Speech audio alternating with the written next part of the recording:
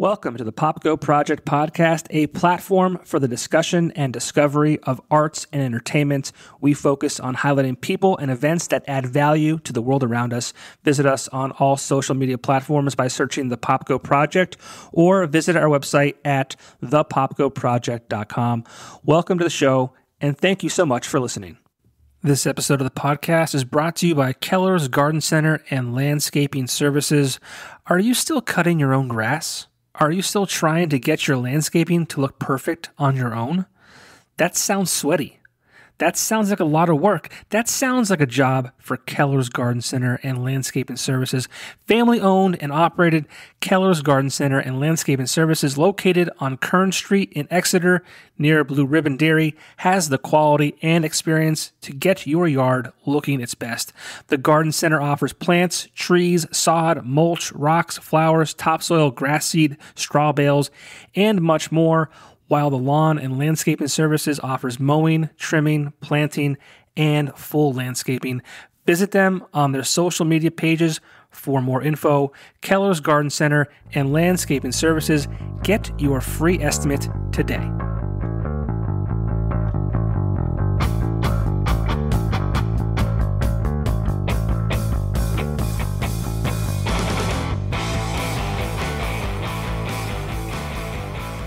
Hit record. We're live. Do you guys all have beers now? Beered up. I think we're good. What are we drinking? Miller Lite, Modelo. I had a Modelo last night. This one's special though. This one's room temperature. Oh, okay. Sean, what do you have there? Mega Giants. Some dude wine. Neon Giants. He doesn't know. That's some dude wine. Right. I have a Brewdog Hazy Jane Passion Fruit. Whoa, fancy. Yeah. Very nice. I'm joined tonight by the gentleman in Those Clever Foxes. How are you? I'll answer it once, guys. The awkward pause is fantastic. That kind of says a lot. I'm guessing you're all great. The greatest you've ever been. Oh, yeah. I think we're We're all one polite short, and no one wanted to cut. No, let's be fair. We're one short. Blocky. That's okay. Yeah, that's true. He's busy. He's working, but he's there. Well, Sean, I did tell you. He shot. I told you less is more. So he's doing us a favor. Not that we don't want him to be here, but we've already displayed that we are going to talk over one another simply by accident, not on purpose. We'll do our best. This is gonna be. Oh my God! I can't wait to see how this unfolds. We'll do No our one best. else. We'll do our best to let each other talk. But I mean, God help us all. Sean, I feel like I just saw you recently. You did just see me. It's like I just saw you past Saturday. Friday, Whatever actually. it's a Friday. Yeah, whatever. Let's talk about that. University Drive album release show, River Street Jazz Cafe. What a night! That was Doug awesome. was there too. It was a good night. Yeah, I wasn't sure. I mean, I had a free pass, night out. Was responsible, took an Uber there and got an Uber home. So a little bit of a dog off the leash. Had a few drinks, had a good time. So I remember seeing Sean. If I saw Doug, I'm sorry. I was incognito there. You're all good. Okay, good. All right. But yeah, what a night. I mean, it was four great bands. We had Retrovi, Estacota, James Barrett, and of course, University Drive. But not only was it just a great night of music, I feel like there was a lot of support and just good vibes in the crowd from other musicians, obviously, like yourselves. And there's Joe Lombardo was there. I mean, there was countless ones. I'm going to forget somebody, so I'm not going to try. But I mean, what a great night. Yeah, it was really something. Like, and University Drive always, for the million years that Ed has been doing this, I don't think I've ever seen him put on a bad show. But like, they were on like a special tear that night. I feel like they were just really, really going for it. It was really cool. Yeah. And I feel like, I don't know, like I was there. I got there right before Retrovi started. So like, I don't know. They were like they just set the tone immediately with like an amazingly tight set. It's actually Matt Duffy's younger brother is the bassist, which is kind of cool. Yep, that's my bro. He's getting married soon. I was actually very impressed by the professionalism that University Drive had, and you could clearly tell that those guys have seen a bit of the road, and because they kind of had the chops of like this wasn't just a local show, this wasn't just like a smaller club show. I mean, it didn't matter for them because they were having a great time. They were playing for all their friends and family, but it was just a vibe they put off of like they seen a little bit of the road, so you could tell that they were real seasoned, tight, and professional about it. And that stood out to me immediately, apart from the music, obviously. But I noticed that just how efficient everything was. I was very impressed by that. Yeah, so congrats to University Drive on their new album, Heal, which is streaming everywhere. But we also, a week later, I mean, that show was last Friday. They released it on the streaming services a week prior to that. But you guys just put out a new album as well. And it's the first bit of new music in quite some time, correct? Yeah, what, 10 years almost? Almost 10 years, yeah, about 10 years. So the first new music in 10 years, the album is called Church Bells on Sunday. I made the mistake of telling Sean what I thought it sounded like at the show on Friday. And almost to the point where I thought he was going to punch me in the face. So I don't know if I should repeat it or not. He's harmless. I guess I could do it now. I mean, you're not in front of me. I could be that keyboard warrior and be like, hey, guess what, Sean? I think there's a lot of Wonder Years vibes to the music. What are you going to do? Punch me. Go ahead, do it. What's wrong with that? I'll take that all day.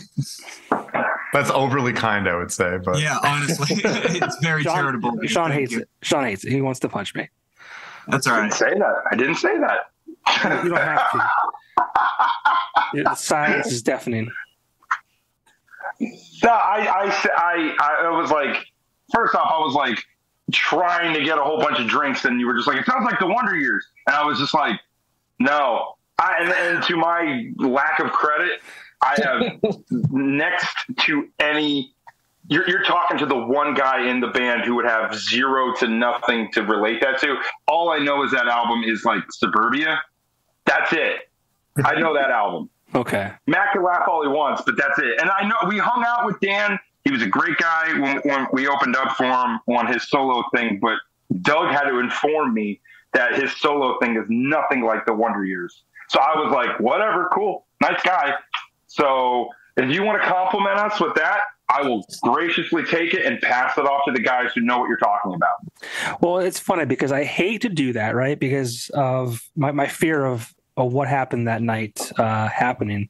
And it hadn't happened up until that point. So thank you for being the first. I try not to relate music to other music, but I always do. Were shook. You were shook. You came up to me afterwards and you were like, dude, I'm sorry if I offend you. I was like, what are you talking about? And I had to calm you down. You were mildly concerned.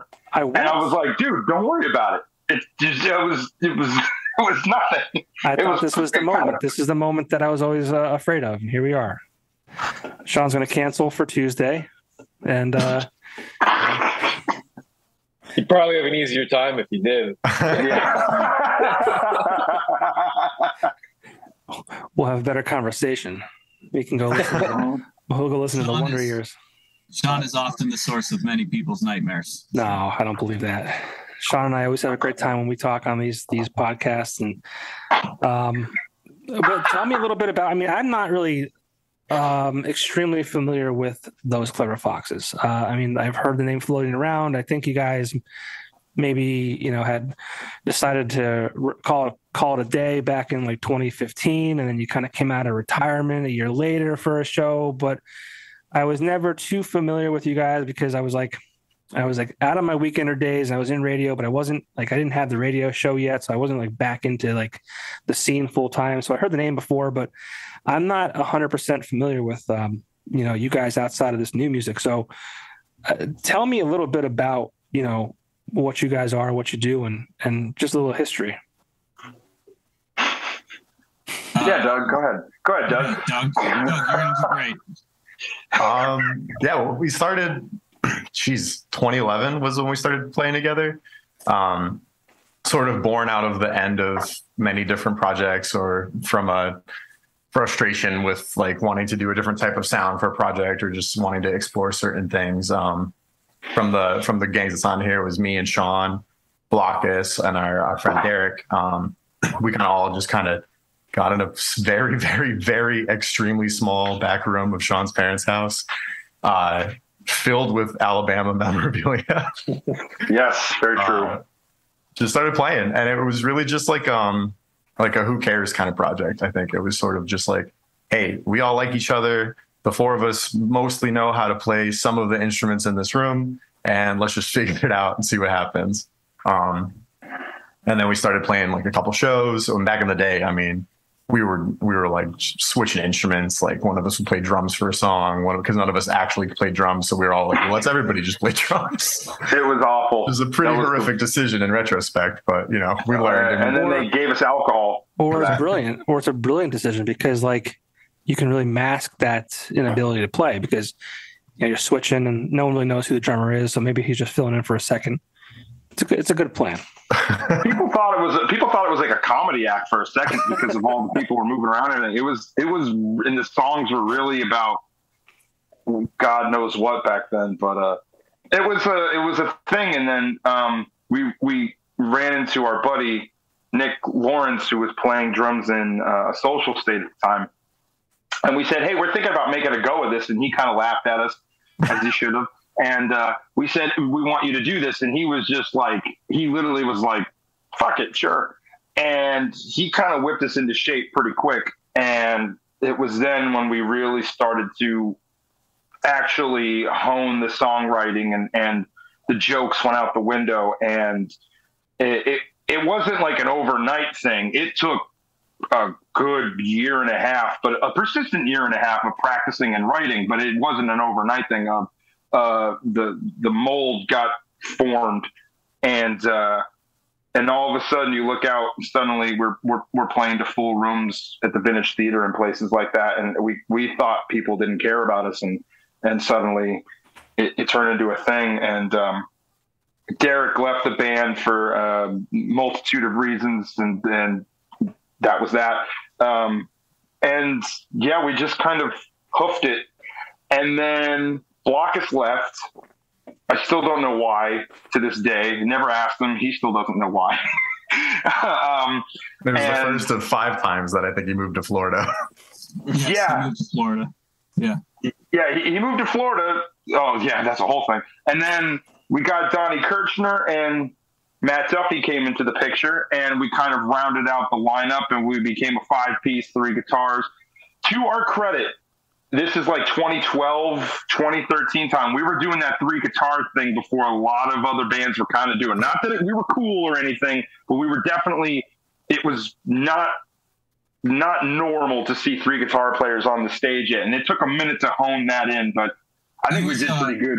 And it was serendipitous too, because basically there was one bass guitar slot, and I had never played bass before, but I reached out to them because I wanted to play bass in their band, and I heard that Nick was leaving. So like Donnie also wanted to play bass. So the two of us had like a tryout, basically, more or less, for like a couple of practice sessions. And that's how I met Donnie, and we all became friends. And it was like, you know, after Donnie's clearly a bass player. So I think I rolled into practice with my brother's like junior scale bass or something, and Donnie was like, what kindergartner did you beat up with to steal that? I remember you said that. Yeah. Steal that bass. And then the next practice I came in, my friend lent me a Geddy Lee like signature bass. It was like thousands of dollars. He lent it to me for practice, and Donnie was like, did I make fun of you so badly that you went out and bought a Geddy Lee? I'm like, no. I knew, yeah. I was playing in other bands. I was in Days in Transit, and we always played with the Foxes constantly. And that during like the comedy era, you know, of like trading all the instruments. And basically, like, I just really loved them. They were all into the same music I was. I went away. I moved to a different country, and when I came back, I was like, "What they're a good band." The world's gone topsy-turvy. Nick Wouldn't go that far. Playing drums, the free agent pickup of 2012. And they just, I don't know. They became my best friends. Sean and I were friends before that. And then, that's it. So that's kind of where I entered the picture there, at least. And we just kind of rode the rails, and then we were gonna make new music, and we broke up. And the hidden gem in the rough there was Jerry Connor, because he used to come and see us all the time when we were playing down at the Vintage Theater, and we only played like 3 places, but we played them all the time. And Jerry would come to see us on the regular. And after we broke up, that massive broke up, Jerry and I started Old Charades, and Tom Lopes, who was always kind of around with us, we were talking, and essentially this new run of the band is just, we always say, is Jerry's fault, but it's true, because Jerry's the one who literally got all of us to break the ice and become friends again, and that's a whole other thing. But then Jerry didn't have to learn anything. The son of a bitch just knew all the songs, and we were shocked. And Jerry, we loved Jerry. We all knew him, but we didn't know him in the aspect of being in the band. And it wasn't like it was like, oh, we'll see how this goes. It was like, all right, let's try it. And then day one, it was like, boom, we could play Quincy Avenue front to back because Jerry knew it. And it was like, oh, well, that's interesting. Here we are. It was a plus of having a drum set and a lot of free time during school. So, and like by the, I was just saying, we wouldn't exist now without Jerry. That's all. Well, you would have had probably the 16th reunion show. And what I say, like, if you're friends with the guys long enough, you're probably going to end up in the band. So, like, that's sort of why we're here. Very cool. I mean, and what brings about this new record? I mean, I know Sean reached out and said, "Hey, the Foxes are back," and I was like, "What? What's going on?" Not why. We've been asking that. Yeah, we've been asking that. But yeah, I mean, not only are you back, I mean, there's a great album to be part of it. So, tell me about that.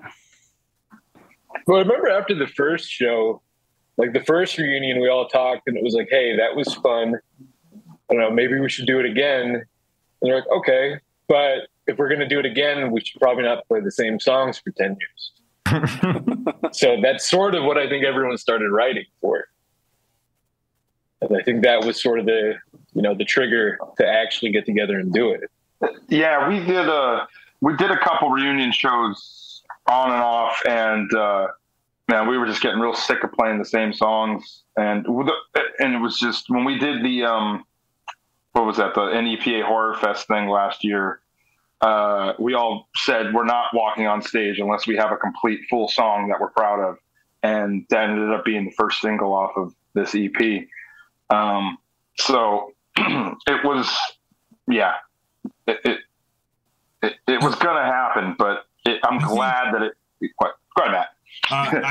I think too, like, what we were writing about before, it had hit its, I don't know, it's almost its limit in a sense. Like the band broke up, and then like that was it, and I was resigned to, okay, I guess I'm not gonna play music anymore, really.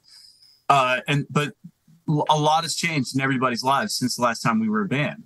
You know what I mean? A lot has changed. We've grown as people. We've, gained a lot of experience, very much so. So I felt like, too, this was a chance for myself personally, and I'm sure everybody else, I don't want to speak for, but, a chance to express new things, new experiences, things that for our own sense of like coping with the world around us and everything that's happened in life since then, we needed a creative outlet that at least I certainly did. That I didn't have at the time. So it's been a godsend, really, truly. Yeah, I mean, a lot has changed. Not only have you guys grown up, and the world has changed a lot in 10 years, and a lot in the last 2 years, even. So it's like, what has played into those songs? Is it your your maturity? Is it life lessons? What's the music about? Go ahead, Doug. Oh, okay. All of the above, like, for sure. I mean, the songs that you write when you're 22 and 23 and 24 have a pretty limited scope, I think, when it comes to like what you're going to write about. Especially for, I mean, maybe where we all were in our lives. I'm not going to say somebody else's songs aren't, but like, I think as you grow and mature and life changes, and the things that you thought were really complex and difficult to deal with are like the things that you kind of end up just having in your life every day. Like you kind of get a better perspective of like certain things that become real. And I think you also get a better, like, as you grow as a songwriter, and I guess I'm speaking personally, but like, as you grow as a songwriter, as you grow as a person, like those things kind of go hand in hand. And I think it becomes easier in some ways to talk about things that maybe you were scared to in some ways, like as like when you're younger, or things you're like, oh, I could never write a song about that. Like it's way too, whatever, too close, or it's going to be way too difficult to like get a message across the right way and sound like honest and real without like coming off as childish or immature or contrived or whatever. And so I feel like now it's like really cathartic for me. And I think maybe, I hope I'm speaking for everybody, but it just feels really good. And like a lot of the songwriting that we're doing now, stuff that's on the EP, like is a really good blend of stuff that like we were really proud of that we never got to release. Like there's a song on there that we wrote in 2014 or 2015 that like never got to see the light of day because we ended up breaking up before we could put anything out. And it was just something we were really proud of because it was the direction we wanted to go in. And then when we started writing new stuff, it was like, okay, well, like, let's stay in that vein. Like, let's be like honest and let's tell real things. And we've all gone through so much in the past 3 years, which is, you know, as much as we've gone through in the past 10 years, and we've all grown and we've all maintained like a connection through, you know, being really close friends. Like it's never been like, oh, hey, I don't remember who you are. Like we just stayed really close, and, you know, going through all this stuff and seeing everybody go through things together and like finally getting able to express those kind of things through music has been amazing. Like it's a huge reason why, like, I think the songs that we put out, like, you know, feel the way they do to me is because like, I know why Matt Duffy wrote what he wrote, and I know why Sean has been writing what he writes, like, cause I'm there and I see it, and like, we're all able to express that and support each other through that. It just feels really awesome.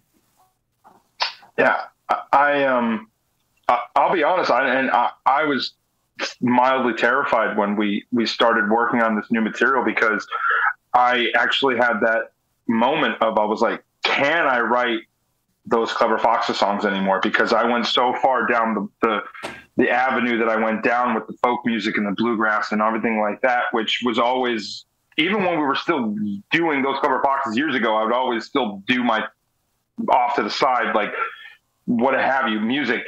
And I was terrified. I had a real moment of I brought like 3 or 4 songs to the table, and they just weren't working. Not because, you know, we tried them from every angle. It wasn't like we didn't give them a day in court. They just weren't there. And I was really kind of freaked out. I was like, oh my God, am I still able to be in this band mentally? Or should I say emotionally, because I couldn't quite deliver, because Doug was turning out, I mean, God knows he bared his soul on the songs that he wrote. And then Matt not only came like leaps and bounds, but he jumped over me as far as emotional delivery. And I was like, God damn, I'm getting left in the dust here.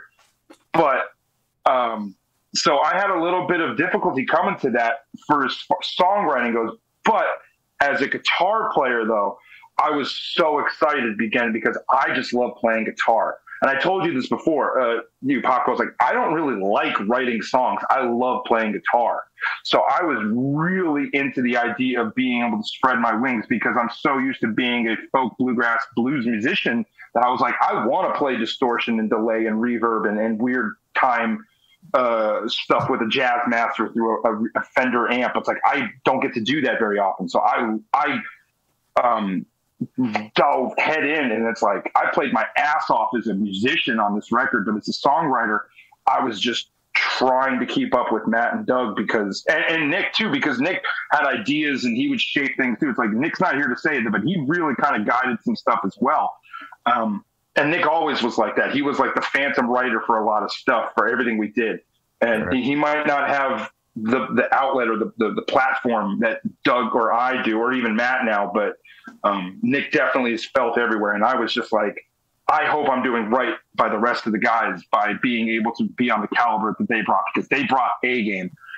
And that's just where I came from with that. But so it was interesting. And then Jerry was great because Jerry was like an outsider. He saw it all from the perspective of him being able to see it from 10 years ago and now being the band and being like, that doesn't sound like the Foxes. That doesn't sound like you guys. He's like, that's interesting. Let's go there. Let's do that. Let's try this. So Jerry really was a voice we didn't know we needed and really helped take the band in the direction that it needs to go in while staying the band, if that makes any sense. Mm-hmm. Yeah, I always find it interesting, like, you know, how musicians grow. And we talked about, you know, how it's different now than it was 10 years ago, especially, you know, on a personal level, musicianship, all that kind of stuff. And a lot of bands get a lot of shit for, you know, changing sound from record to record or whatever it might be. And I don't really think that's fair to, you know, the musicians. I mean, you know, who are we to say that they need to do the same thing over and over again? And I guess it's kind of worked out in your favor. There's been so many years between the two records, it wouldn't even matter at this point. Well, that's a funny thing because I don't know about the rest of the guys, but I got a lot of text messages when we put that record out saying, this sounds like the Foxes now, but it doesn't sound like Quincy Avenue. It sounds like what you guys should sound like. It just took you 10 years to get there. A really good buddy of ours of the band, Dave Rodica, what's up, buddy? He was obsessed with it. He's still like, he can't get over it. He's texted. He's like, God damn, I love that song. I love that lyric. I love that riff. And that's fine by me as far as I'm concerned. But I think we did okay. I mean, I can't speak highly enough of Doug and Matt and what they brought, and Jerry and Nick. So, you know, I'm just happy to be playing music with my friends again. Really. Yeah. Regardless of what it sounds like. Did you guys like release it out of nowhere? Because I feel like there was never like really like any hype behind it. It was just kind of like, hey, here it is. Well, it's kind of hard to have hype when you haven't been a band for 10 years. But right. But I mean, like at that point, you'd be like, hey, the Foxes are back. Like we have a new record out, or we're new EPs coming. Like I feel like it would just like one day it was like, here it is. Well, we recorded it in May and we were like kind of trying to figure out what the plan was going to be for a release. And there were so many good things coming out too, at like right around the time that we were like, we knew University Drive was really working on stuff, and you know, there's lots going on. So we were just like kind of looking for the right time to do it. And I think also like, you know, we're very much limited, but like we're a part-time band, very much so. You know, this is purely like for expression and fun and hobby. You know, when we were like back in the day, it was like war. Like we were a gang and we were gonna make it. You know, we were going to try at least as best we could, practicing all the time and such. So now it's just like it is very much more relaxed, I would say. You know, we all have lives and careers and families and, you know, lots of very complex things going on. Jerry's a lawyer now, you know. So the band lawyer. The band lawyer. The band not lawyer. Helping any of you. Not going to happen. So, I guess that's really where it's been coming from. You know, we were just trying to figure out like what we're going to do with it, because we were like, oh wow, this is actually sounding really good, and we want to make sure we do right by it and like have a proper release and everything. And it just basically came down to, why don't we just put it out, dude? Just put it out, like announce it and put it out there, and then we'll figure out the next step after that, because we're just kind of sitting around. Like we played those 3 shows. We played 3 shows in a week. This is a band that plays out like once every 2 months, maybe, you know, and we played 3 shows in a week in like an NEPA tour, world domination tour. Up the line, down the line. Was that the name, Sean? Yeah. That was it. Up the line, down the line. Yeah, brilliant. It was a rousing success. It was actually. Every show was great. Yeah. So, you know, that was basically why we just kind of sat on it for a while, and then we're like, all right, just put it out. That's it. You know, it's definitely not the intention for it to be the last thing that we end up putting out either. Like we're already writing, like starting new stuff. Like I think it's sort of like, get this out, something we're proud of, something that feels good, and like let people hear it, let people know that like we're doing stuff and that it exists. But like just get the thing going, and then, you know, look at what's next and say, okay, let's put another EP out. Let's, you know, start writing new stuff. Let's, like, you know, maybe record another old thing we never put out, like whatever we want to do. Like, and it's kind of cool because, like, we're not, Matt really, he put it really well. Like, it was war. And I think, like, a big part of that, like, ending the first time was, like, just, we were so burned out of, like, the rush and the push and the trying and the, like, getting a step back and somebody quitting a band and somebody coming back in and forgetting the part or doing whatever and, like, trying to record. And we were very, very, very, very DIY, which was probably to our detriment mentally. That destroyed us. That destroyed us. Certainly yours, Doug, being the sound engineer. Certainly yours. Yeah, it was a lot. But I think now it's just like, okay, we got it. We did the thing. We got it out. We put it out. We recorded it. We mixed. We got it mixed. We got it mastered. Released it to the world. People can hear it. Okay, now we're, like, done a thing. We've all completed a certain amount of items on the little checklist. Now let's do the next thing and try do something else this time. You know, like, I don't know. It just feels very, you know, it just feels fun. Like, I don't know, there's no pressure, like, for us, or for me at least. You know, I just want to have a good time writing good music and playing that music for people that hopefully don't hate it. So yeah, I think there is probably a good thing. You know, you mentioned it's kind of a part-time thing at this point. It's not, you know, where you're not at war. I mean, it's probably a lot easier to kind of have it be a part-time thing. There's not a lot of pressure.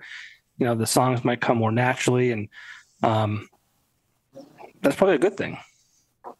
Well, I think also, again, it really has a lot to do with Jerry joining the band, because, I mean, we're kind of underselling it and not really going too deep into this.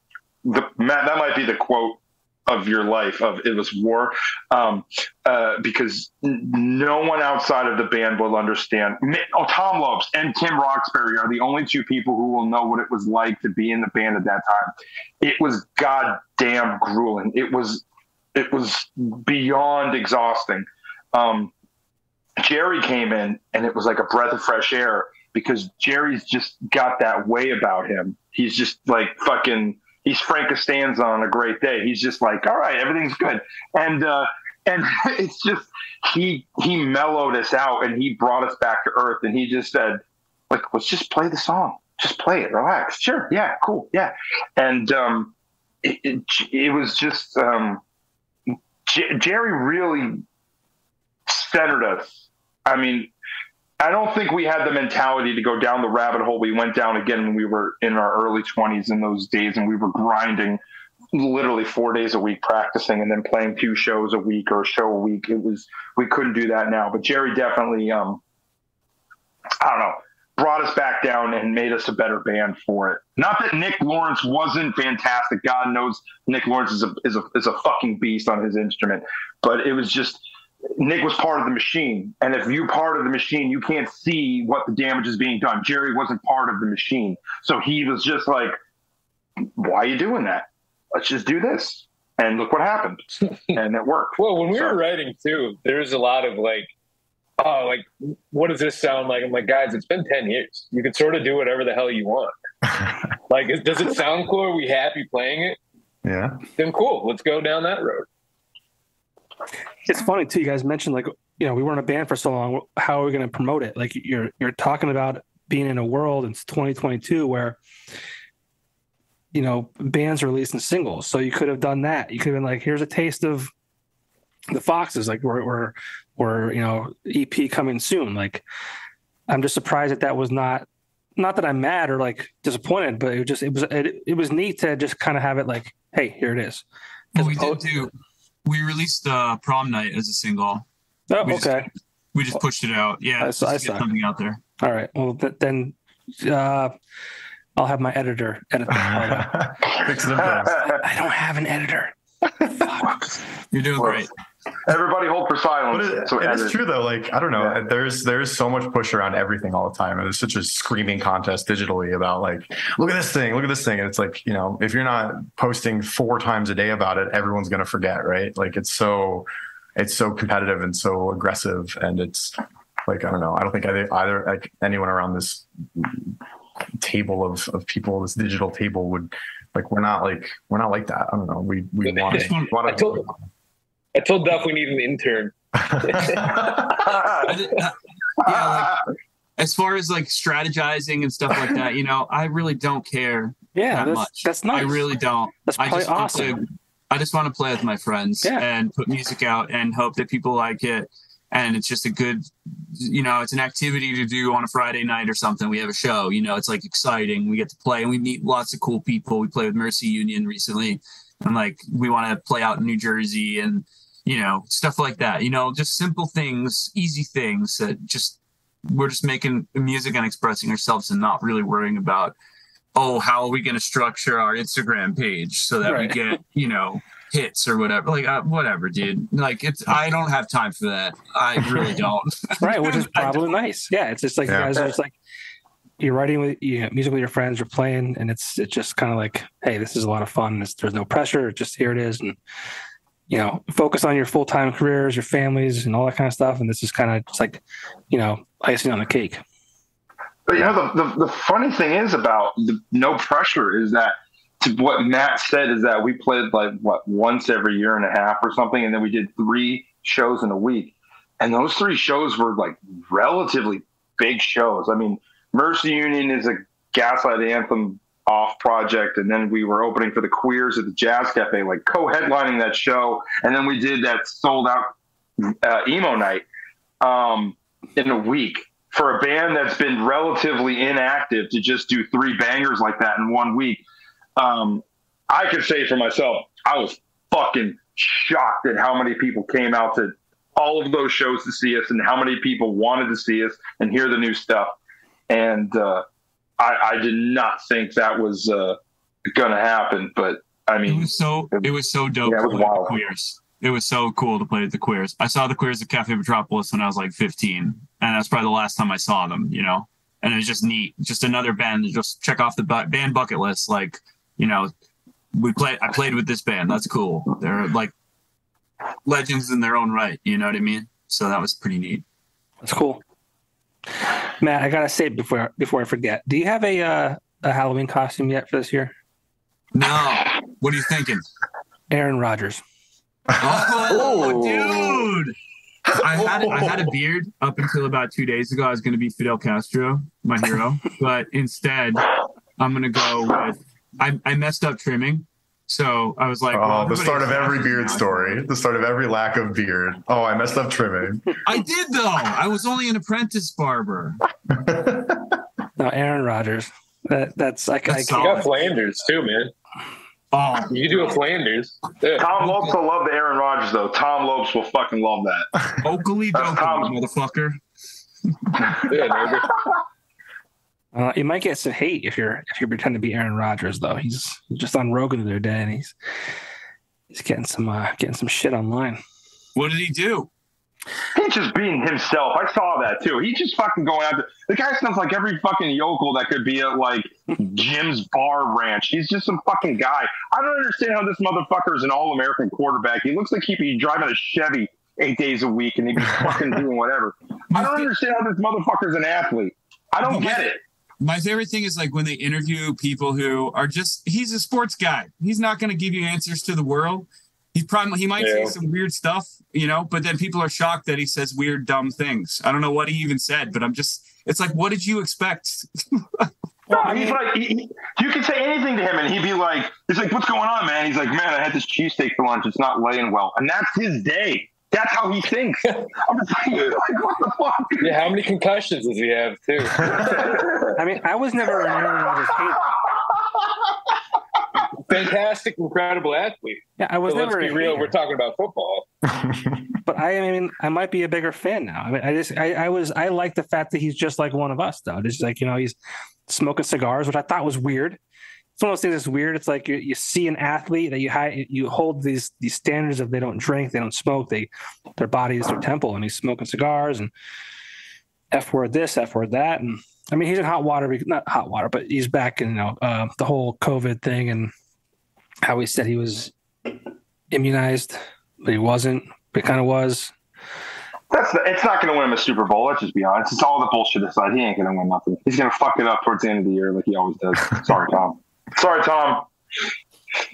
I'm going to take shit from that, but I don't give a fuck. This is now Barstool Sports Podcast. Hey, man. One bite, everybody knows the rules. I'll take it.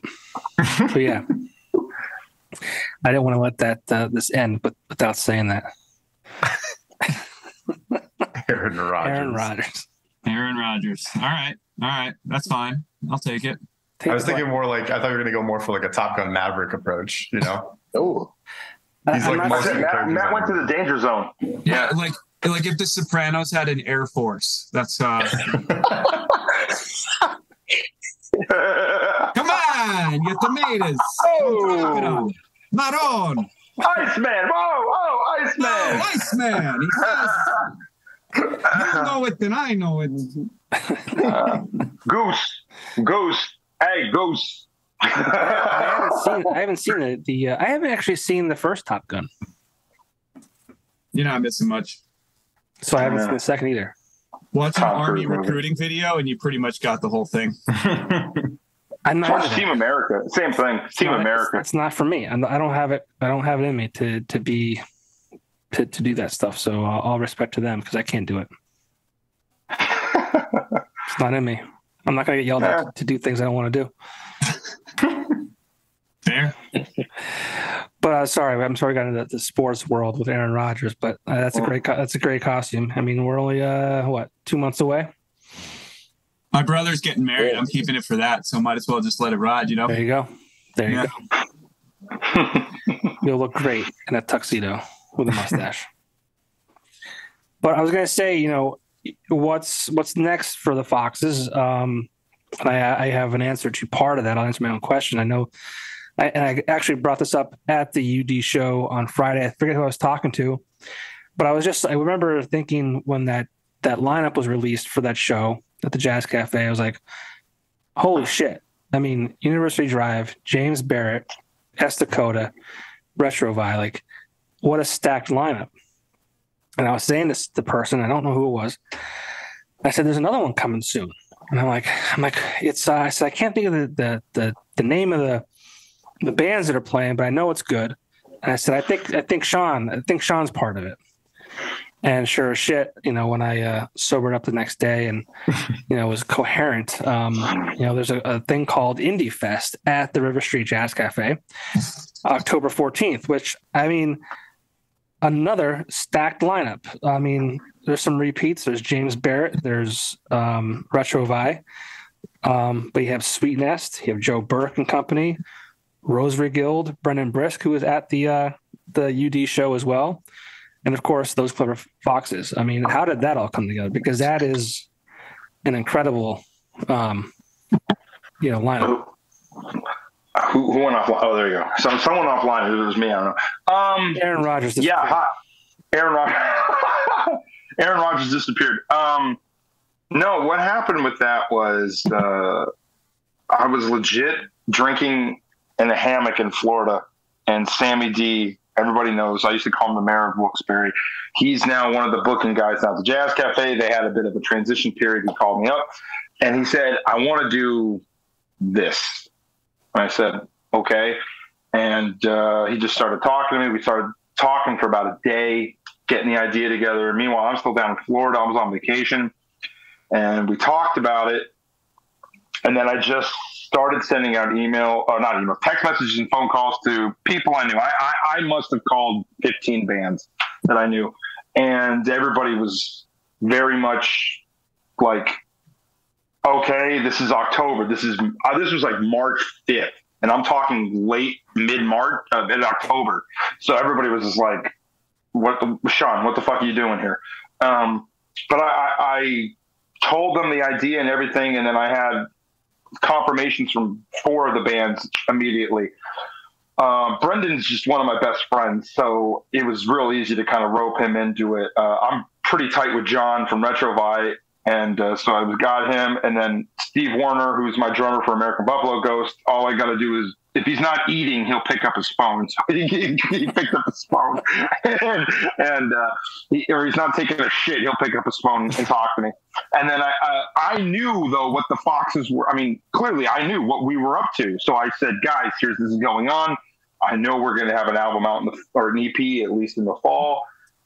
Here's what's going on. And I just pieced it together as you would a normal show.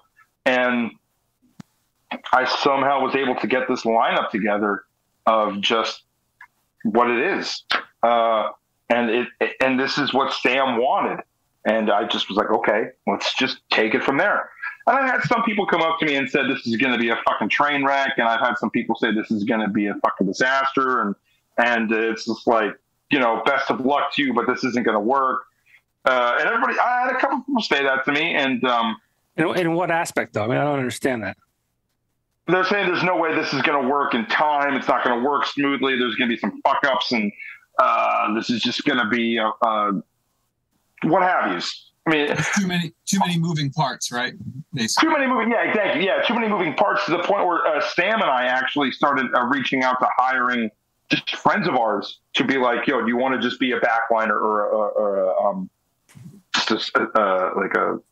my God, what the fuck? I got tech or something like just a stage guy to help move amps or snares or something like that. I'm not worried about it. I'm really not. I'll probably be sweating it when we get down there because, this is what it is. But this is just an idea we had, and we're going to go with it. And I'm not taking it anything else than any other show that we book. And everybody I talked to is excited. I don't know. I'm not worried about it. I'm not. I feel like Michael Lang at Woodstock 99. It's like, yeah, it'll be great. It'll be great. It'll be great. But God only knows what'll happen. I don't know what you. I mean, I don't see why you would be worried. I mean, I've never gone. I've never gone to a show with that many bands and like, oh, you know what, they're not on time. Like, they said, this sets from 6 to 6:30. Like, whatever. I mean, people. I feel like with this lineup and these bands, and those who would attend are going to go there because they appreciate good music. If it's 5 minutes late, no big deal. But like, I wouldn't let that go. Well, it could be with that many bands and stuff, though. It can be. Sure. It can be a lot to handle. Sure, but I mean, you're all pros. Yeah. You've done it before. A long time. That is for sure. You've done it before. We're not children. We're not 21. Well, funny enough, an idea like this happened years ago where there was like, Doug and Matt, you might remember, but this was like when we were still fucking around with the switching thing. We did that thing at the JCC. Remember that? Oh, the boy, do I. That was a disaster. How could I ever forget? What a moment that was. Every time I see Ed Kuzo, I bring that up to him, actually. Do you really? Yes. Like almost every time I see Ed, we talk and we have a wonderful time. And at some point during our catch up of wonderfulness, where he's just the most pleasant, beautiful person, I'm like, remember when you destroyed your favorite guitar on a stage out of just the most rage I've ever seen a human being put out? And you completely destroyed your beautiful masterpiece K guitar that you'll never get again. And he's like, yeah, I think about it a lot. I remember because I had to run up on that stage because I was kind of, somehow I got roped. I had to make sure the stage wasn't damaged. And he thought I was just trying to like fuck with them. And I remember being like, I just had to make sure the stage wasn't fucked with. Cause like we're in Dutch. Like we got to owe some people money. I don't know. I'm not worried about this thing in October. When I get to, I'll probably be worried about a day of getting down there, figuring it out. Look, as long as there's a drink special and a food special, everything will be all right with me. Everything's good. The bands are great. All the people in the bands are great. And it's going to be... No other band ruins it. We will. We'll take it. Oh, no. We're going to be able to fuck it up. I can't wait for that. It's going to be fantastic. Don't worry about anyone else. I think we can handle ruining it. This is my chance to embarrass Sean. There you go. I'm prepared for that. Drinking early that day. I can't get over the lineup, and this is like these last two shows at the Jazz Cafe. I mean, the Jazz Cafe has been a staple in northeastern Pennsylvania for years. It's not my favorite venue to see a show, and I hate to say that because I respect the people that work there. I respect the people. I respect its history. For me, it's just not my favorite venue to see a show. The stage is a little lower. If you're in the back of the room, thankfully they have nice big, I think 1 or 2 screens that you can actually like see what's going on. But it's always sounds great. It's always a good vibe. What's your favorite venue? I mean, I don't know that it exists anymore. That's a great question. There have been so many over the years. I remember Nightcaps as being a cool venue for bands. I don't know if you're too young for that. That was in Edwardsville behind like the Price Chopper. But these, what was that? What was that place that was in Edwardsville though, right next to that? It was like Backstage or something. No, that was Kingston. That was. I played one of the Fenzigers' first shows ever at Backstage in Kingston. That's what it was called? Backstage? Yeah. Backstage. Okay. I remember that got closed down because they had too many like hardcore bands there, and like they were just like fucking people up there. And I think Axelrad actually moved into that spot after Backstage. Yeah, they did. One of my favorite things ever. I'm sorry, but I remember Matt and I went to go see Final Descent at Donahue's in Wilkes-Barre one night. Matt wore a complete suit in the summer. He tried to be like Don Draper. And I said I was going to wear a suit with him so he didn't look awkward, but I didn't. So he was wearing a suit at this shitty-ass dive bar. Yeah. And we're watching Final Descent play. And I remember going up, singing a song with them, and I hit Doug in the face with the microphone. And Doug was like, it's fun. And then some guy was like a closet Nazi, decided to just show his colors as a white supremacist at that show for some reason. And somebody just cold-cocked them, and they dragged them outside for that show. That was a good night. Sounds great. Am I the only one who remembers that? Doug, do you remember that? Oh, no. Well, FD wrote a song about it. That's 15 seconds long. We called did. Ignorant Nazi at a Donahue show. Yes, we We were there. Great show. That was a great show. Oh, it was so much fun. Yeah, I mean, the back room at it was the Voodoo. That was kind of a cool space. Tinks was okay. I mean, it had its issues with the different poles, but it was neat in the sense that had the lower level and then the kind of the space around it. Yep. It was one of my first shows there. Yeah. Ever. It was a Real Big Fish and Less Than Jake. Awesome. I was at that Good show. time. It's awesome. Yeah, and Streetlight, yeah. And Streetlight. And Against All Authority, too, I think. I was at that show. Yeah. I mean, I guess you could say like every room kind of has its like pros and cons. Like I said, I mean, I don't hate the Jazz Cafe. I just, when I was in the back for the show on Friday, it was hard to see the band. So I moved up. No big deal, right? Or I looked at the screen, which is perfect. But again, it's just a second stacked card, and it just, I mean, I've always said I would put the talent in this area up against any other city in the country. I mean, it's so cool to be a part of. That's we definitely punch above our weight class around here for sure. Like in terms of talent, we have a lot. Yeah, it's just. And Sean, outside of being in bands, I mean, he was a host of a radio show doing like a local feature. I did the same thing. I remember being like, I thought I had my finger on the pulse of the local scene, but like I was like way off when I was introduced to different bands that I never heard of before.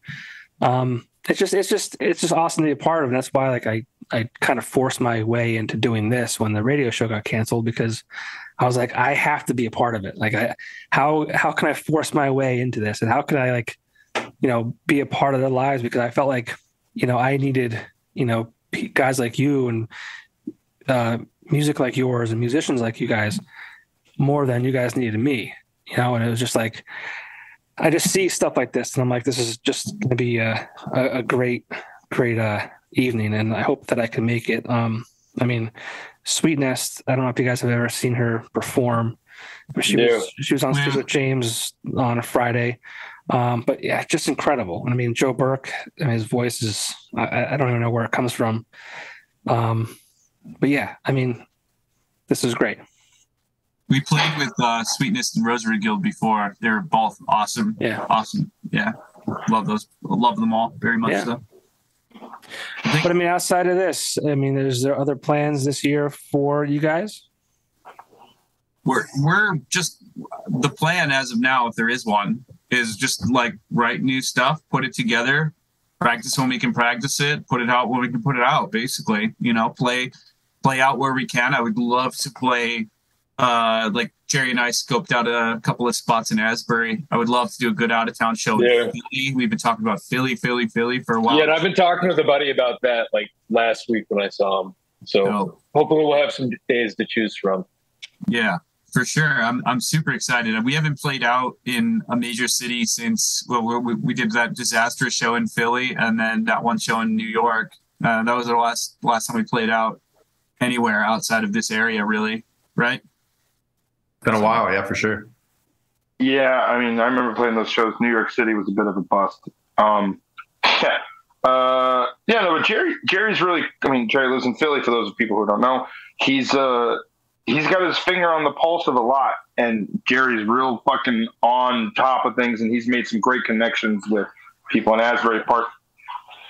I can't. Okay, I thought somebody was lighting off fireworks. It's my wife dragging the garbage out. I was like, sounds like fireworks, and then a body being dragged. I freaked out. Your wife is taking the garbage out? You married a winner. That body bag is for you, Sean. That's fine by me. That's cool. I don't care. Cheers. Anyway, Jerry's got his finger on the pulse of a lot of stuff going out in Philly and Asbury Park, and it's all going to work out. Hopefully, and I'm excited to do it. I really, really am, because we're rolling, we're tight, we're back. The momentum is there, and you're only as good as your last record. And goddamn, if I don't think we made a great one, really, I believe that. I think we made a great EP. Doug, Matt, Jerry, Nick. I mean, I was just happy to be on this thing, and it's already started to get some traction, and we were very lucky that our friend Bobby, who's more Jerry's friend, but I met him. He's a cool dude. We kind of know him in passing. He worked with the Menzingers for After the Party to do their artwork. He listened to this record and said, I need to be a part of this. So he designed the cover, and I think it speaks for itself, but and I really don't have anything other than to say than just listen to it. It's goddamn great, and it's really special, and I'm really proud of my friends that we did this. If I had two things I could have fixed, though, is that I would have held back on one song doing something that's a personal thing, and I would have said this one goes out to Derek McDaniels, because he was the guy who started this band, and he passed away in 2020. And he meant a lot to us. And I would have said, like, Derek, this one's for you. But we'll get to that. But, I'm sure. Shout out to Eric Ritter, too, who sat with us for 4 days. Eric Ritter, yeah. Eric Ritter. Yeah. I mean, those guys. Yeah. I mean, Matt, like, that was the first time you ever worked with him. And he took you and he was just like, no, here's your sound. Like, let's do this. And it was fantastic to see. He just dialed it right in. He understood exactly like what we were looking for out of a third guitar part, and sort of filling in the gaps in the background, that sort of deal. So he just got it immediately. Super easy to work with. Incredible person. Politely pushy too. I think you could do that. Just politely pushy, where it's like, you could do that a little better. He was very encouraging in the booth with vocal takes too. Like, he's like, all right, that was really good. You could do a little bit better. He was always like, he was pushing you in, as you said, positively pushing, definitely in the right direction. Super awesome to work with. Highly recommend. Yeah. You mentioned the cover. And one thing I was like, when I saw that, it was visually appealing. It looked so pro. Where is that? Is that like at a some kind of fair or like a? Yeah, so my buddy Kyle took that photo, I think, at like a farm auction or something in Wayne County. And so whenever we're putting something together, I always just ask him, because he does a lot of photography. He's from Northeast PA, but lived in Philly for a while. So I just tell him to send me like a bunch of cool photos that you'd be cool with us using. And so he just Google Drives us a bunch. And then we talk over whatever we sort of want to use. And then I just sent a couple to Bobby, who put the rest of it together. So... And I think the picture is from quite a while ago. I think when I looked think it's through, 2016, maybe. Yeah. Okay. Something like that. No, it just looked. It was a very professional, image. The text, the band name and the title of the EP. It was just it's overall just really well done. So you guys, I know Sean, said he's very proud of it, and I think he should be. I am. I don't know about the rest of them. What do they say? Fake it till you make it, right? Make it Well, look like it's- I'm a pretty good faker. I mean, it was just no, man. It was a fucked up journey to get to this point, and we really, there was some therapeutic moments that I don't want to go into because they're rather personal and they're from the band, and I'm just going to leave it at that. But there were some moments where we were in the studio where we realized we were making something very special, and Doug, I mean, You're I was audibly gasping in certain points. yeah, that's the thing. That's the best way to put it. That's Matt. Thank you. That's the best way to put it. Matt, go ahead, because you had a slight slant on the same thing I'm trying to say. So go ahead. Oh, just it's fun. When you practice all the time, you don't really hear what people are singing, lyrically or even what everybody else is doing musically, let alone, you're just trying to figure out your part and what's going to fit the song and make it fleshed out in a Foxes song, officially speaking, And so in the studios where you're naked, you hear everything, which is why I hate recording usually, except for with Ritter. Because there's, you're just, oh shit, I'm just playing guitar into my own headphones, listening to the song. And you hear every tiny problem, that every tiny little thing that you do wrong is there. It's easily fixed, but you want to do a good job. You don't want to be in there forever. You don't want to hold everybody up. It's a pressure cooker, usually, if you work with anybody other than Ritter, I guess, because, you just want to get your parts done and get through this and put it out there. And but then you have Doug on your back the whole time. Yeah, that's right. You don't have Doug breathing down your neck. Bro, no way, dude. No. Yeah, that'd be really good if it wasn't you. Go ahead. Yeah, exactly. Quick digression. Just want to do this publicly to Doug. I win. Yeah. Doug and I lived together for 3 months, and we had a game that in the morning, whoever could give each other the finger first won for the day. So I just you did publicly won. You did win. For Doug. Won the day. Yeah, thank you. Carpe these nuts, as they say. and I know Nick's not here, obviously, to say this though, but this Papa, you might not fucking believe it though, but Nick was very not that he was not integral to the writing of this record, because he's still very much a part of this band, and he's there. He kind of forgot a lot of the shit we were working on. The motherfucker showed up in a cowboy hat with haters on, and he was so hungover, and he's going on about how he's going on some fucking soccer game, or I don't know, something about his family that he's got going on. He was venting, and he was mixing coffee with Miller Lite and alcohol, and he was on a whole other fucking plane. He was his own Frank Zappa record when he showed up. And he would tell Eric Ritter, he put the glasses on, he put this Rickenbacker bass on, and he was just play the song. And he said it just he's like, play the song. And then he would start jamming to it. Halfway through it, okay, roll it. The record is 19 minutes, pushing 20 minutes. He fucking did the whole thing in 32 minutes. The whole record.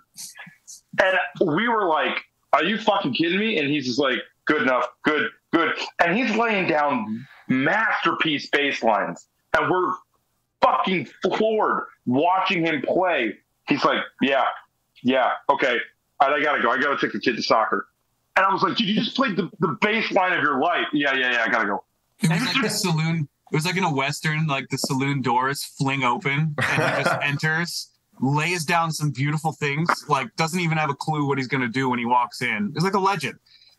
flies open. He walks in. I'm just going to lay down some tracks, baby. And then he's out. He's like, vanishes off into the night. And the motherfucker, only person he asked if anything was right was Doug, which I thought was hilarious. He didn't ask anybody else. He's like, what do you think? What do you think? What do you think? Doug's like, yeah, all right, yeah. No, don't play that C flat. Go to the D. Okay, done.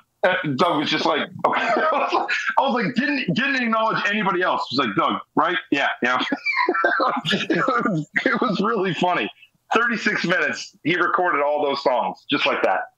It was, I was like, what was this? What happened there? I don't know. I never brought this up to anybody else in the band. Did anybody else think that this record's too heavy for us? I thought it was too heavy. Doug, what do you think? I don't think it's not too heavy enough. Yeah, we need more. I want more. No, it's like what Jerry said though. Like we're just playing what we want to play. Like we're this is where we want to do. Like, you know, we shouldn't be afraid to be pigeonholed into whatever. Like we're just playing stuff that we want to play, and somehow it all. No Words is really fucking heavy. Like No Words is like shockingly heavy for a band like ours. But I think it's more breakdowns, dude. Yeah. Let's go. I think it's cohesive though. Like I think it like, you know, there's definitely a through line of like it being the stuff that we did before. Like it's not some brand new thing we've never done before. Like it's definitely like in the vein of what we've always kind of been gravitating towards musically. It's just maybe more polished and maybe a little bit angrier because we're a little bit older and the world is more along where it is now than it was maybe 5 years ago. Yeah, you've been kicked in the dick enough times. You could say that. Yeah, we're all we're sufficiently maladjusted to a broken world that we can write things that represent that in some capacity, express that, you know? Well, it sounds like, you know, the EP that was recorded and released is the EP that, you know, should have been, because, you know, you mentioned the kind of ease of it. There's no pressure. It just kind of happened. You're mentioning, you know, Nick sort of laying down these bass in 32 minutes. It seems like whatever has happened over the last however many years, you know, it kind of all came out into the record, and that's great. Yeah, I'm proud of Jerry. I know we all went around but any faults are Jerry's fault, and any credit is solely Sean's. What the fuck did I do? I didn't do anything. No, I mean, Sean, you've been very nice to all of us. So you said such kind things about all of us. I had to take you down a peg or two, but that's all. Sorry, I'm so good at drums, guys. Yeah, sorry, it worked out so well. Well, it was just one of those. It was fucking shocking. Where it was like, this thing sounds like it was made so quick, but it wasn't rushed. Right. And it wasn't like we didn't experiment. We definitely fucked around for a couple hours, but we didn't spend 2 days in getting a guitar tone or anything like that. And we were so laser focused on what we were doing and what we wanted to do. And we just all knew. It's like, Doug was like, I want this. I'm going to do this. And I want you to do this, but I want you to do it your own way. And then Matt was like, I'm going to do this thing. And Jerry was just so honed. And I've never made a record like it. I really haven't, because for this band, I mean, Quincy Avenue took forever to make, from what I can recall. And it's something you can't take, that little EP, which became actually like a bigger thing for us. Took, I don't know, Doug's got it written down. He's got it like tattooed on his fucking rib cage, how long it took to make that fucking thing. How many cigarettes were smoked and all that. Broken Sennheiser headphones. Oh. Yeah. Doug had a mental breakdown making 3 songs. It was incredible. Yeah, like I've never sang on a song. I've never sang lead on a Foxes song before. And this time around, it was I felt very much an ability to have a direct contribution. I wrote the words to Rats. Doug came up with the music because he's better than me. And then they were like screwing around with this riff. that they were going to turn into a song, and I said, I will handle the lyrics for this song. I just feel it. I need to write it, and that became Puerile. And then Doug had 2 other songs. You had 2 from Purcell? They were going to be part of your other band or something, right? Yeah, one of them originally started as a project I was working on after the Foxes, and then the other one was originally written sort of meant to be in that project, but never really fully got off the ground as a song for that. And then when we started writing again, it was like, well, I've got these, they're like kind of fleshed, they're never really been fully finished. Like, let's arrange them, let's finish them, let's like redo them. Like I've heard this in my head as like a certain way, but like, let's see where it goes. And I don't know, going back to what we were saying before, like the pride side of it, like I've never been happy with anything we've ever done because it's probably been so like nose this close to everything. And so like to be able to take a step back and like be a part of it creatively and not have to be a part of it technically, and to watch it build and grow and like have it be out and have it sound the way it sounds, like, I don't know, it just fills me with pride. Like it's a little baby that I can look at and I'm not like, oh God, do you have no idea how many hundreds of hours I put into you to make you sound mediocre at best? It's an adoptable baby at the orphanage. Yeah. Yeah. So, and I think like for what's next too, like, I don't know, this is the way I want it to feel. This is the way I want to do this. Like, I want to feel good when I play music, and I want to feel happy when I do it. And I want to write stuff that like means a lot to me and like that I take seriously, but I have fun doing it. And like this band and these, like the 5 of us feels like the right outlet for that. Like, it just feels amazing, you know? And there's like all this trust built up from years of this. Like Sean, you were saying how like, when we write songs, it's sort of like you'll bring a riff in and I just do the thing and Jerry just plays the drums, and like it all works out exactly how it all is supposed to work out, because we all have like this innate trust or this innate understanding of like, this is what the song needs. And if it's not there, you're just like, oh no, try this thing. And then suddenly it's there, you know? It's just very natural. And it's never been unnatural for us, but like now it's like, I don't know, it just feels really next level. Like, I don't think I've ever said to Sean anything other than, hey, just do that thing that you do all the time, and it's just going to sound amazing. Like, it just keeps working. So it's just really, it really is like, it's so pleasant, and it's just really nice. I've never, because I never sang lead on anything I've ever recorded ever, you know. I really felt support. I wouldn't have been able to do it if it wasn't in this band, because everybody's like, it's scary. Fucking, it's scary to write a song that's important to you about your life, about what the hell's going on, and trying to make sense of it. And maybe someone else out there understands some of that.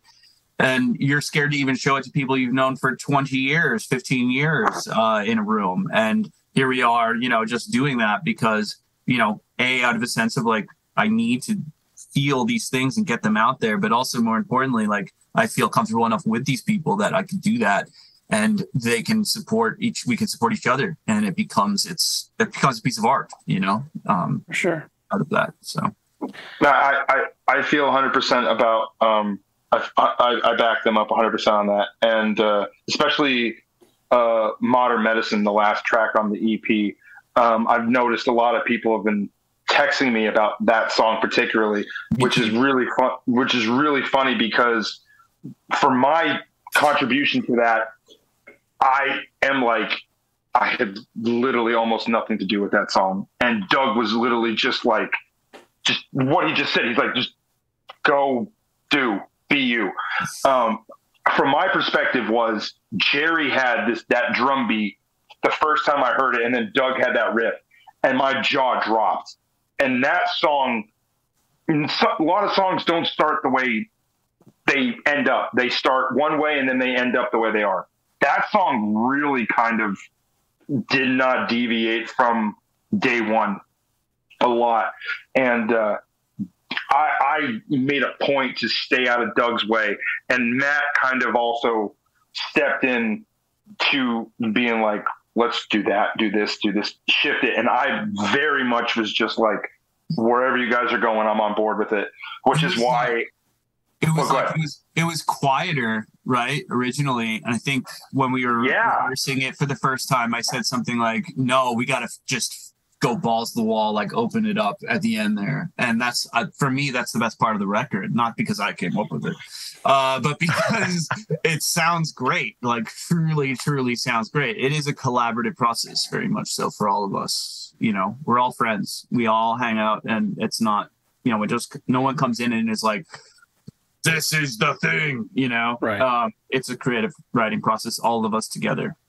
And I get a real kick of hearing all of us sing each other's lyrics. That to me is the best high. It's like Doug singing on 240. For me, it's like, you know, I wrote all the lyrics for that song, but Doug singing the harmony on 240, I was like, that makes my heart swell up. And then like me singing on Pure Iowa with Matt, like I'm in there, I'm under it, but I'm in there. And it's just like, I fucking love that. But I mean, and then the other song that everybody seems to really kind of be rallying around is No Words, which is the oldest song that Doug mentioned before. We're all singing on that. And yeah. And I'm hearing 4 different voices bring 4 different, very different attitudes to one line. And I mean, people might not know what the shit is about. I kind of do, but I just get so much happiness. The song's a downer in my mind, but I get so much happiness hearing my friends sing together like that. That's really fucking cool. I've never written lyrics to a song that anyone else has sang, much less myself. And so I wrote the lyrics to Rats. And then that day I remember in the recording studio, I had to go. I think I had to pick up my kids or something. So I was like running late and I had to leave. And we were supposed to do a harmony that was like Doug and myself, but it ended up Doug just laid down the harmony track. And at first I was like, yeah, we'll just get it. The idea was we'll get in there and like fix it later with another voice, maybe me or someone else or whatever. And then it just worked so well in the recording that I was like, no, we're just going to stick with it. Just the harmony right there with the lead. I love it. People seem to really like that as well. So, yeah. Well, everything I feel like you guys are saying came through in this EP. So great. I mean, great job. Right. I'm looking forward to hearing more from you guys. This album, this EP. I mean, I could genuinely feel like how proud you guys are. Not even just proud, just like happy, like with your relationship with each other. You know, the pride in the songs and the music and all that kind of stuff. It definitely comes through with what you guys are saying. So if anyone's listening to this and has not listened to the EP yet, please go do that. Or if you heard it, you're hearing this now, I'm sure you'll appreciate the music even more after hearing this. But the album Church Bells on Sunday is available on all the streaming services. Is there a plan for physical copies, or is that kind of like out the door? I don't know. We started our own label. We did that, and it's a joke, quote unquote, not a joke label, but we did our own label, and I don't know. We might, but right. There's no way not to. I think like same thing as always. Like we're going with what we want to do in the moment. Sure. I think, and so I think like with a physical release, we want to, and we probably will. And it's just kind of like when the text thread comes through of like, hey, we should probably do that. Like we'll probably all be like, yeah, totally. Let's do that. We'll figure it out. We'll make it happen. And one day it'll just exist. Yeah. Here it is. With a total lack of promotional effort from anyone's parts. But, and I mean, I'm looking forward to this show, October 14th. Like I said, Indie Fest, River Street Jazz Cafe in Wilkes-Barre, Plains, technically. James Barrett, Those Clever Foxes, Brennan Brisk, Rosary Guild, American Buffalo Ghost, which is also a thing that Sean's involved with. Joe Burke and Company, Retrovise, Sweet Nest, 6 p.m., October 14th, $15. I mean, that's less than $2 a band. Mm-hmm. I mean, you can't beat that. So... It's going to be really good. There's so many good bands on that. I'm going to have to do some extra chores on the house. I'm going to have to, earn the get out of the house for the night tickets, or, put them in my back pocket and say, hey, remember that time I did this? Like I'm cashing in, which is what I did last Friday for the UD show. Keep a detailed list. I have to. Remember that time? Like, yeah.